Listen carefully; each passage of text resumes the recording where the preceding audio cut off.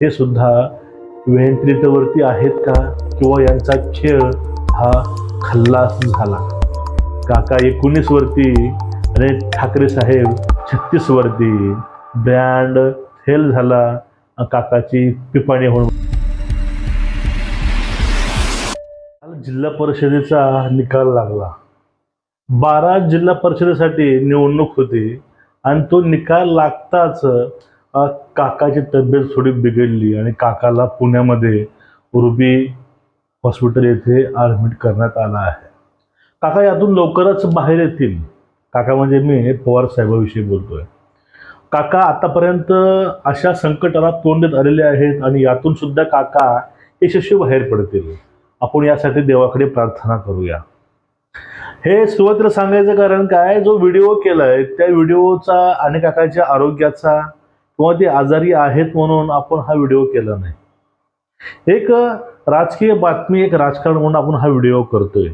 याकडे काकांच्या आरोग्याशी कुठलाही ताळमेळ तुम्ही लावू नका. काका लवकर बरे व्हावे ही आमची सर्वांची इच्छा आहे. तर महाराष्ट्राचे लाडके दादा गेलेले आहेत, परत काही गोष्टी असतात त्या महाराष्ट्र हे झेलू शकणार नाही.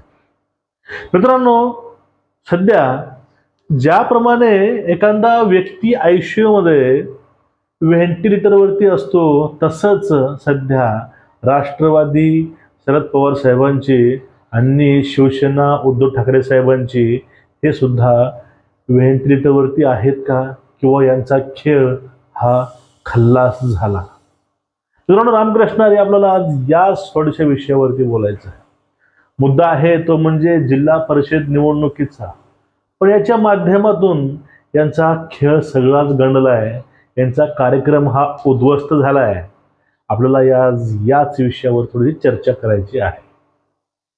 आता शिवसेना उद्धव ठाकरे साहेब, राष्ट्रवादी हे दोन्ही पक्ष बोलले की दोघांची विचारसरणी ही भिन्न भिन्न होती, पण ती विचारसरणी हे एकमेकाला जुळवून घेऊन यांनी अतिशय चांगल्या प्रकारे जुळवलं.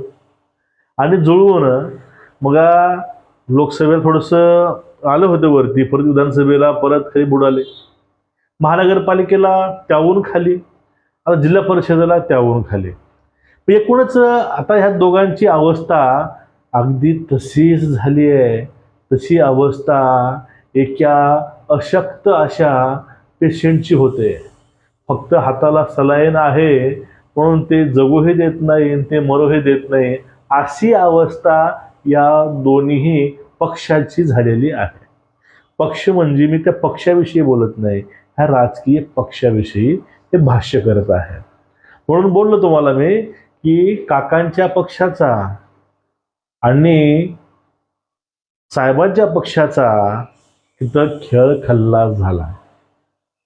आता 12 जिल्हा परिषदेची निवडणूक आहे. या ठिकाणी NDA म्हणजेच भाजप, शिवसेना आणि राष्ट्रवादी दादांची, ह्या तिघालाही असं बहुसंख्य आणि असं बहुमत मिळालेलं आहे. आणि ह्या 12ही ठिकाणी याच युतीची सत्ता स्थापन होणार आहे. 8 जागी भाजप सत्ता स्थापन होईल, पण टोटली ह्या 12ही जिल्हा परिषदेवरती सत्ता स्थापन होणार आहे, ते म्हणजे एक हाती महायुतीचीच. आता यातून अनेक तुम्हाला अर्थ समोर काढता येतील. म्हणजे बघा की कुठल्या काळामध्ये कुणाची क्रेज असू शकते. काही काळापूर्वी आता जसं राष्ट्रवादी आणि उबाटा आहे असंच भाजप होतं, पण आता हे चक्र पूर्ण फिरलेत. हे चक्र सगळे फिरून या ठिकाणी तो झालाय, तो गेम आता त्यांचा होतोय. आता या 12 जिल्हा परिषदेमध्ये मित्रांनो झालंय असं की झेडपीमध्ये 8 जिल्हा परिषदला काकाच्या राष्ट्रवादीला भोपळा मिळालाय. म्हणजे 0-0 डबल शून्य त्यांना आहे. आणि लातूरला 1, संभाजीनगरला 1, पुण्याला 1 आणि सांगलीला 16, अशा एकूण 19 जागेवरती काकाची राष्ट्रवादी ही सध्या समाधानी आहे.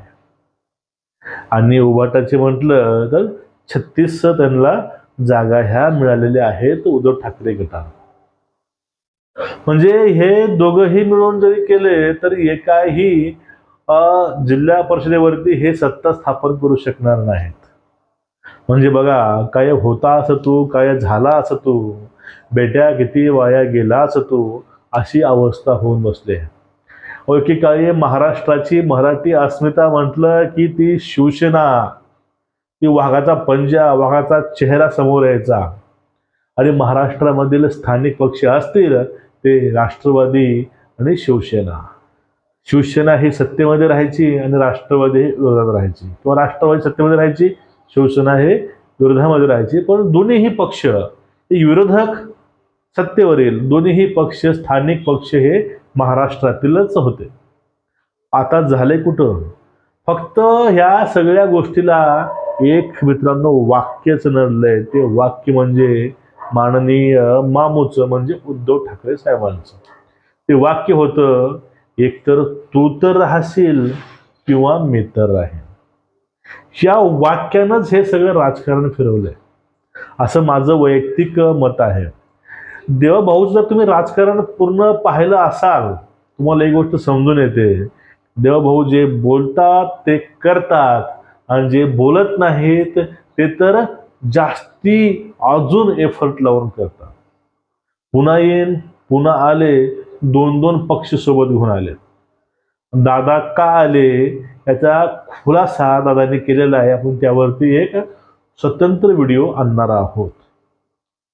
मग नेमकं झालं असं या ठिकाणी की उद्धव ठाकरे साहेबांची शिवसेना आणि शरद पवार साहेबांची तुतारी, म्हणजे मशाल आणि तुतारी, तुतारीमध्ये पाणी गेले ते पिपाणी झाले, आणि जे मशालीचा आईस्क्रीम झालेला आहे, म्हणजे धगधगणार काहीच नाही आणि वाजणारही काहीच नाही. आणि जी काही हे निवडणूक असते जिल्हा परिषदेची, हे निवडणूक असते कार्यकर्त्यांची. ते तुम्हाला मी पहिलं वाक्य बोललो होतो की खेळ खल्लास, तुम्हाला आता समजून येईल.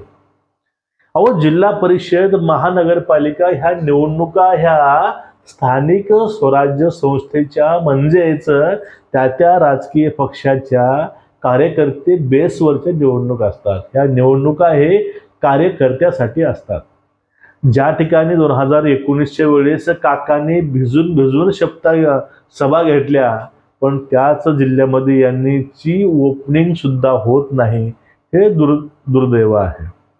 मग ही जी काही कार्यकर्त्याच्या निवडणुका आहेत, जिल्हा परिषद असतील, मनपा असतील, या ठिकाणी ज्याप्रमाणे दादा शिंदेसाहेब आणि भाजप ग्राउंड पातळीला ज्या लोकांनी आपल्याला खांद्यावरती घेतले, त्या लोकांच्या खांद्यावर बसून त्यांना वाकुड्या न धावता त्या लोकांसाठी हे लोक मैदानामध्ये उतरले होते. म्हणून आज ही अवस्था महाराष्ट्रामध्ये ह्या महायुतीची आहे.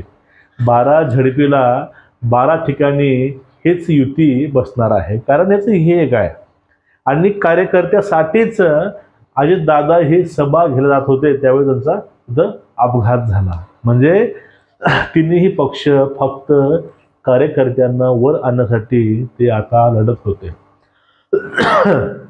मग या ठिकाणी भाजप आणि महायुतीनं भरभरून यश संपादन केलं. यामध्ये पक्षश्रेष्ठी तर आहेतच, पक्ष आहेच, त्याबरोबर कार्यकर्ते सुद्धा तेवढ्याच जोमानं, तेवढ्याच आपल्या इच्छाशक्तीनं, आत्मविश्वासानं हे या निवडणुकीला सामोरे गेल्याचं फलित मिळालेलं आहे.